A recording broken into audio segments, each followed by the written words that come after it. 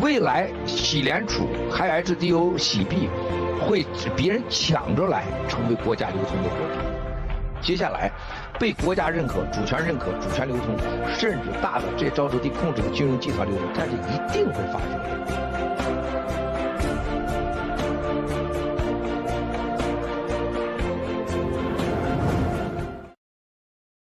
Good morning. Welcome to episode 39 of Crypto News Talk. My name is Bindi and I have two guests here. Please introduce yourself. Hello, I'm Lily. Thank you for joining us today from wherever you are around the world. Good morning, good afternoon, and good evening to you. And what a Sunday we had.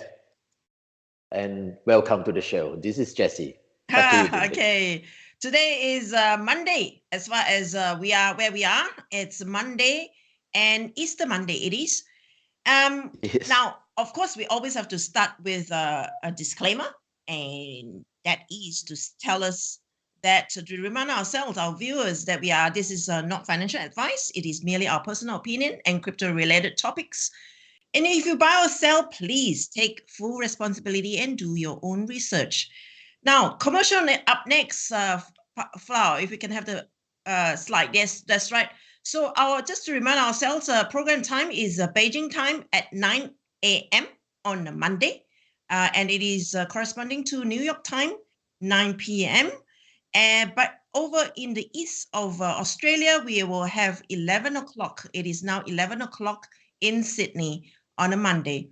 Now, okay, let's go on to our Q&A. We are on part 3 of blockchain.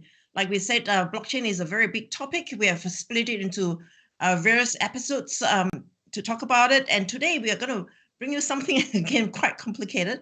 We're going to talk about public chain, private chain, consortium, blockchain, and hybrid blockchain. Now I'm going to hand my time over to Jesse, please.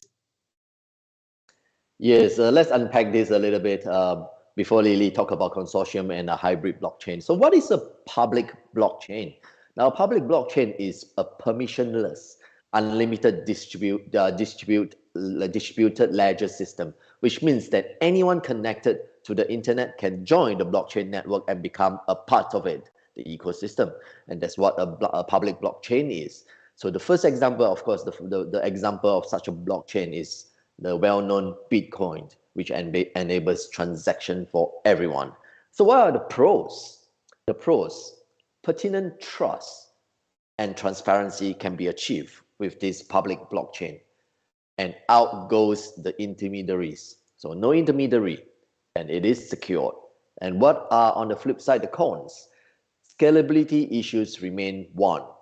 And what can hold it back? Well, we feel that it could be very well be a lack of transaction speed, and consumption of energy is huge.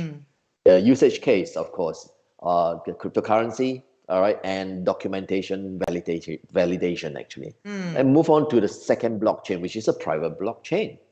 So a private blockchain operates in a closed network, and it is a permission-based, and it is a restrictive network, blockchain network. That is, optimal suitabilities are for enterprises and businesses that want to use blockchain, but only for internal usage.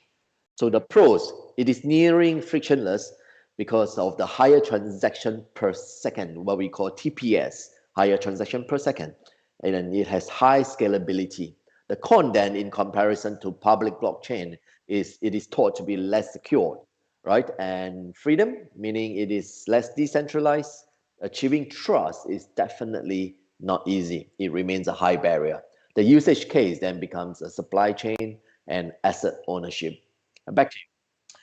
Okay, now moving on to something that we are going to build on, private and public blockchain. We have consortium and hybrid. Handing over my time to Lily, please. Well, a consortium blockchain is also known as federated blockchain for organization that needs two types of blockchains, public and private. This is a good choice. Usually they have more than one central authority or more than one organization involved in providing access to the pre-selected nodes to read, write, and audit the blockchains. Pro, well, it's great for organizing cooperation, provides scalability and security, is efficient compared to public blockchains, is better customized, and control over resources. Cons is less transparent, less anonymity compared to other blockchains. You can find this type of consortium blockchains in the banking, research, and the supply chain. Moving on to the hybrid blockchain. Hybrid blockchain is also referred as a combination of public and private blockchain. It allows organizations to build private and permission system alongside a public permissionless system. So you have, I guess, sort of like the best of both worlds, can control access to specific data stored in the blockchain and what data will be publicly accessible or seen. Pros, of course, increased productivity, efficiency, tighter data security. Cons, there will be some lack of transparency. Enterprises are not privileged. It's mostly used in medical records and real estates. That's one of the two examples. Back to you, Bindi. Okay, moving to the news proper. Today we have ever so controversial Elon Musk. Elon Musk is making waves again. Flower, if you can have the news, please. It's slide number 9. Okay, Elon Musk making waves 7 days ago when he changed the logo of Twitter from a birdie to a doggy coin. So of course, this actually, of course, when people saw this, guess what happens? Next slide, please, Flower. So when Elon Musk made this change alone, of course, the price of doggy coin spiked by guess how much? As much as 30%. 30%. Love it or hate it, there is at least one person who made $1.6 million apparently from this spike, just over this change. And of course, since then, 4 days ago, Elon Musk had changed the Twitter logo back to the birdie itself. Then, of course, the price settled, actually. The price settled a little bit above what it used to be, but it settled no longer as what it was before. Now, we want to move on to talk about about Twitter. Next slide, Twitter. Twitter has been around since July 2006. Then in 2019, there were actually 330 million active users. And Elon Musk, of course, made a lot of waves again in 2022 when he wanted to buy, not wanting to buy, negotiate, question how many active users there are, whether there are, how many robots there are. But he eventually bought it for $44 billion. $44 billion. Move on to next slide, Flower. Next slide. Because of the change that the hype that Elon Musk brought to Dogecoin, he actually, of course, attracted himself with a $258 billion lawsuit. $258 billion because one investor said $258 billion is actually 3 times the price difference. Because of you, Elon Musk, he has actually lost money in speculating in Dogecoin. Now, that's as far as the lawsuit is concerned. Guess what lawyers like to do? Lawyers will just apply to have the case dismissed. Whether it's going to be dismissed or not, we'll yet to see. Next slide, Flower. We hand the time over to Jesse to talk about Dogecoin, please. All right, Dogecoin or Dodgy coin. Some calls that dodgy coins. I think it's a pretty interesting development of what has happened because it highlights a few issues actually: the power of platform, the ecosystem, and the power of the mega trend. I think Elon has seen the future, all right, including Starlink, of course, and the rockets, and henceforth he could see where the whole ecosystem is going, the transition from fiat, even though he's not saying that, and we're not saying he's saying that, but the transition from fiat currency over to the digital currencies. That's definitely coming. So for Dogecoin, we understand that Elon has always been a long-time supporter. Now then, when any rumors that's related to that, including the integrating of Dogecoin and other cryptocurrencies, that is other cryptocurrencies, the Dogecoin to the Twitter platform, it gains traction, it gains credibility because of who he is, and because of the platform. Now remember, Twitter has about 330 million users, all right, and is something which the politicians are using also. And it's no wonder that the Dogecoin was surged 30%. And if we're not wrong, the transaction volume for Dogecoin is about 16 billion a day, and then averaging about $1.3 billion in a daily transaction. Yep. So what we are seeing is, even though it's a meme coin, we are seeing that what he wants, or his ambition, I feel that could be his ambition, is for Dogecoin to become a world currency.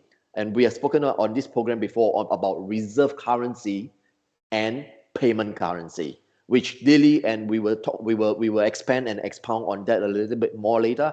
But bear in mind, there is a payment currency and there is a reserve currency currently dominated by the hegemony of the USD, the US dollar, and of course the Euro dollars.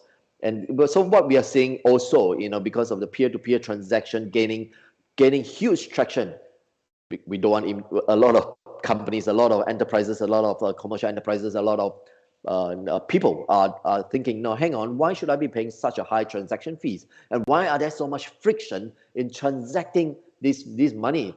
Henceforth, Elon saying that he wants Twitter to offer fintech services. Fintech services, which means savings, your saving accounts, your debit cards, it could be your credit cards and whatever first. And of course, he did say that he wants the system to be fiat first, and then the cryptocurrency, the crypto functionality can come in later. So he's already telling us where the mega trend is. This is what we have been saying on our program. The mega trend is the blockchain economy, transition from the OPEC, which is the oil economy, to the blockchain economy, and henceforth, whatever that the ecosystem is in there. Back to you, Bindi. Okay, talking about, I just picked on one thing that you said, transaction fee.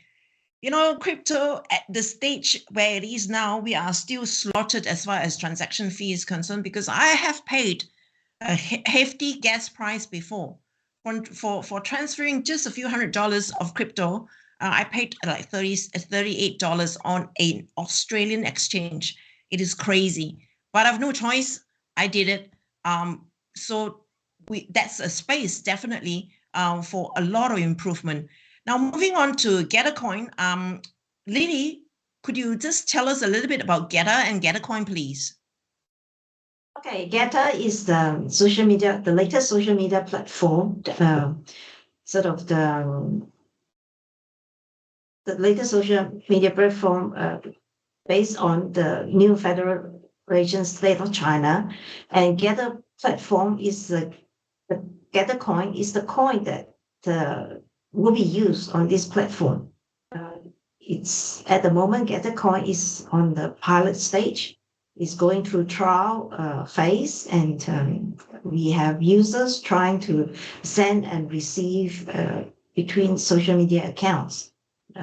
Gettercoin, unlike the Dogecoin or Dogecoin, it's limited and decentralized. Unlike the Dogecoin is unlimited amount, so it's not a good choice for whole of value. In the first place, it's created based on a joke. Anyway, okay, more on our Gettercoin. Gettercoin will be used in our HPay system, payment system, to do transaction.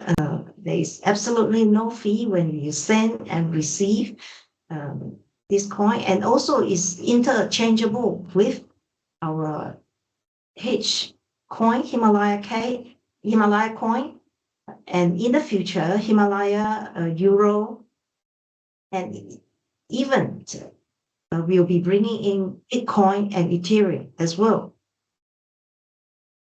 Gettercoin will provide verified users with reward cards, cash withdrawal, and private live streams for rewards and points. And more importantly, we are not limited by banking regulations or restriction. So that makes the cross-border payment possible.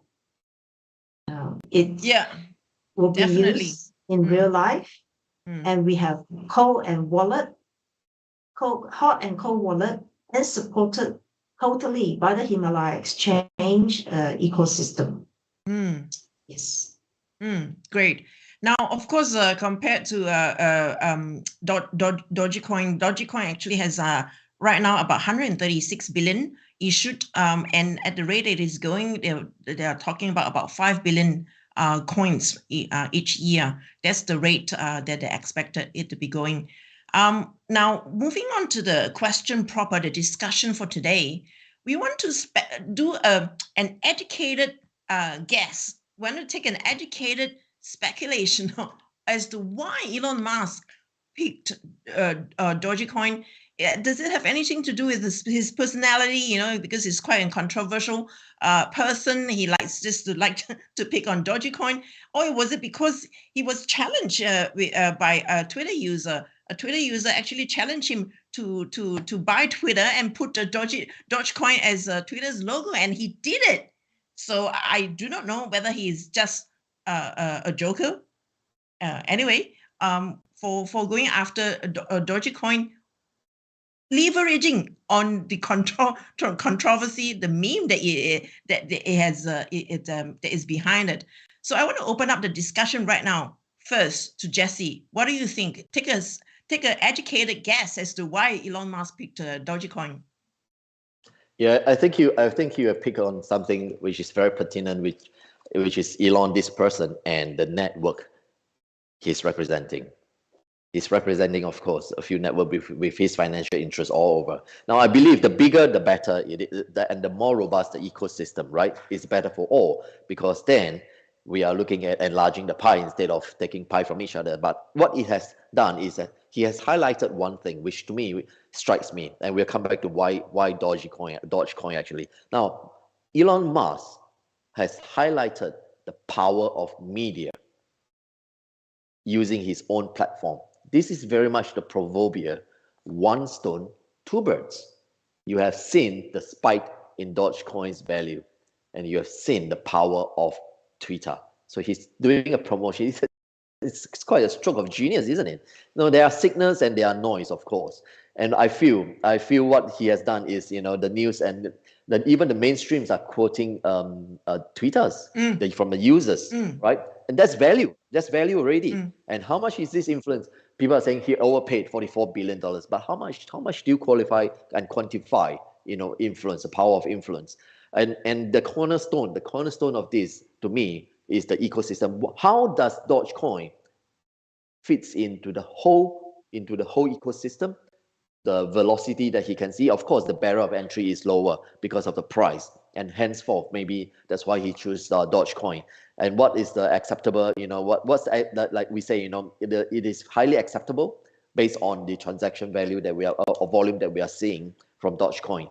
Now, the thing which you pointed out just now was the what we call the FD, the fully diluted value, the FDV, right?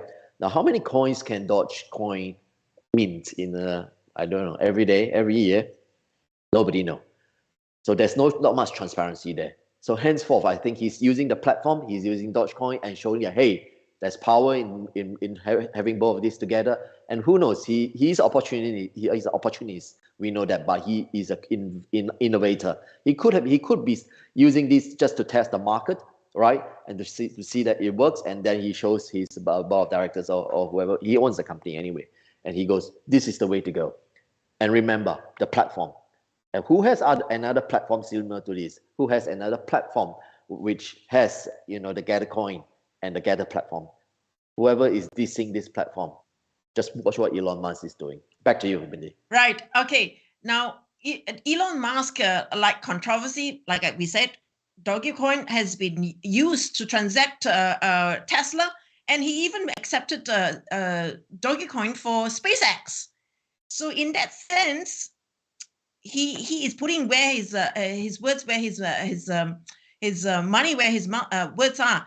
So I want to pass the time over to Lily. What is your educated guess as to why Elon Musk picked Dogecoin as opposed to, say, another coin, XYZ coin? Well, don't forget that Elon Musk came up with PayPal years ago. So leveraging his experience on the need of payment system, a sort of like a payment coin in the cryptocurrency market. Dogecoin is of very low value. So in the future, it have plenty of room to increase. Imagine trying to buy a Pizarro coffee with Bitcoin. How many decimal points that we need? That we have to break it down. But with Dogecoin, he doesn't, because it's only 0.083 cents. You can use 10 or 20 of which to buy a cup of coffee. So even with the price spike in price, we can still cater for microtransaction in retail. Secondly, I think, as we all know, Elon Musk is also invested in the CCP heavily. Whether they are setting him up to be the next presidential candidate in 2 years' time, and sort of like the electoral demographic will cater for younger voters as well. Is he using this increase in Dogecoin to sort of like win over voters? Could be. Yeah. At the same time, make them rich is easier. So compared with the presidential candidate in the Republican now, like we have Donald Trump, who is near 80s. So and the two others is sort of like on the sort of older age as well. So Elon Musk has a good rapport with younger voters as well, and those tech-savvy youngsters too. At the same time, I have another point. Yeah, okay, I wouldn't.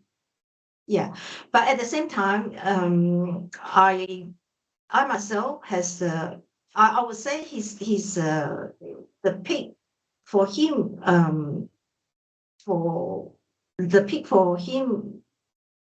choosing Dogecoin is more political than economics. Yeah.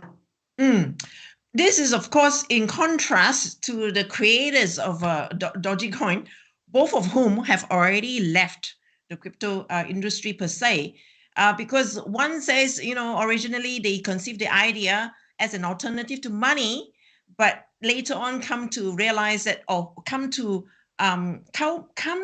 the conclusion that it is fundamentally exploitative and is built to enrich its top proponents. So both of them actually have left the crypto industry per se.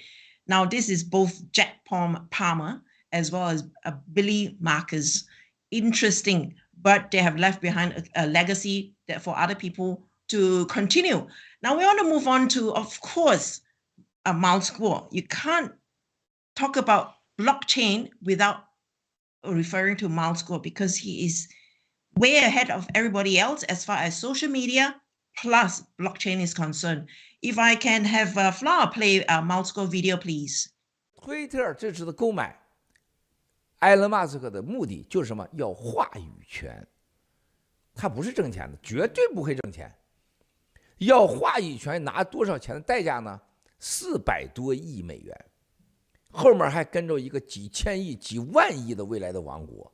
但是最大的问题，他花了几百亿，有这么多年，他唯一的2关他是过不去的。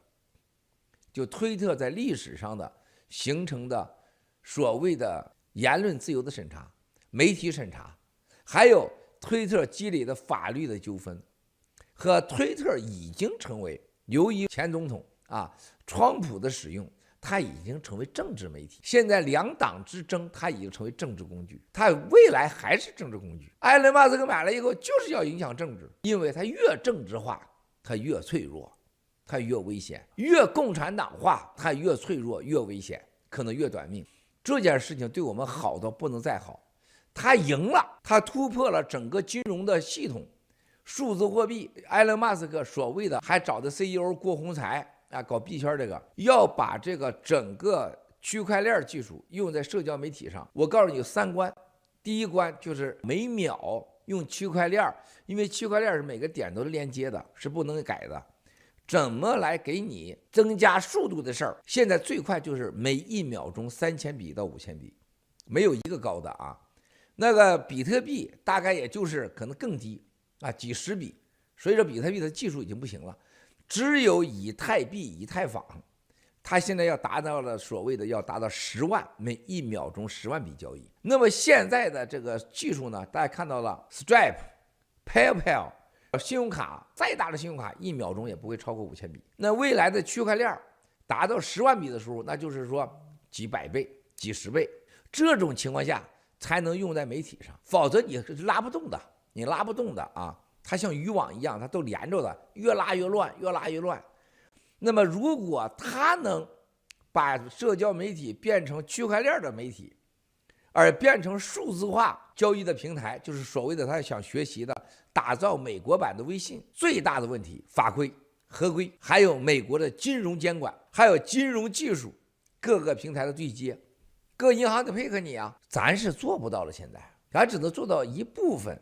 如果推特能做到，能过了过去历史的法律关，还能过了合规的关，过了金融监管的关，然后呢还在技术上区块链能做到，咱就跟着学习。另外一个，他如果输了，推特赔的不行了。还有一个就是政治化，纯政治化，两党都跟他打仗，咱不搞政治，最后所有的非政治化的人全来盖特了啊！希望这个他们大踏步的前进，我还希望推特成功。Now, the biggest issue with Twitter, of course, is its past history. It's being used for political purposes, not only as far as bipartisan conflict is concerned. Elon Musk himself is also a very political person because he's working with the CCP. He is working with the CCP. CCP is invested in Twitter. So in that sense, when CCP's fate is very much tied onto Elon Musk's fate. Just like he has no choice, because he decided that he would set up his factory in China, Tesla's factory in China.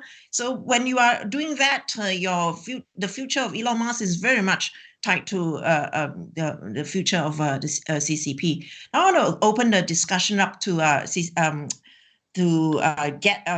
Jesse first, to talk about just one point of what you see from what Malsko has said. Just one point. We don't have that much time.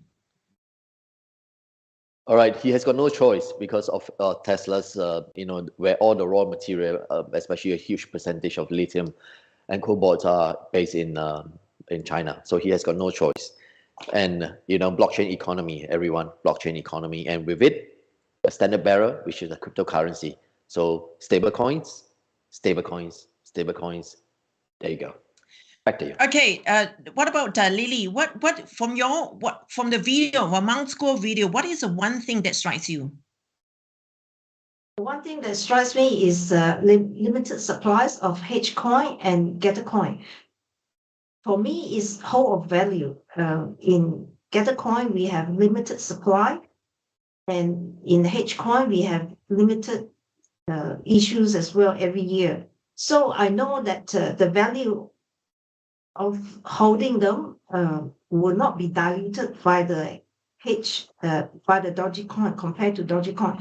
Dogecoin, the minting is unlimited, so it's just like a pot of soup that can be watered down anytime at will, according to Elon Musk's policy with the CCP. So I wouldn't be surprised the value of Dogecoin will go up and down according to how CCP want to maneuver it. Where else? Our H-coin and gather coin will be determined by the use and acceptance. At the end of the day, like Musk said in the video, that he hoped Elon Musk will be successful. Why? Because Elon Musk with Dogecoin will act as a boring machine for our what you call crypto highway. Yes. Thank you so much. Thank you, guys. Thank you for your lively discussion. We will be back to next week, same time, and to bring you another episode of Crypto News Talk. Thank you very much. Good morning. Bye for now. See ya. See you, Ron.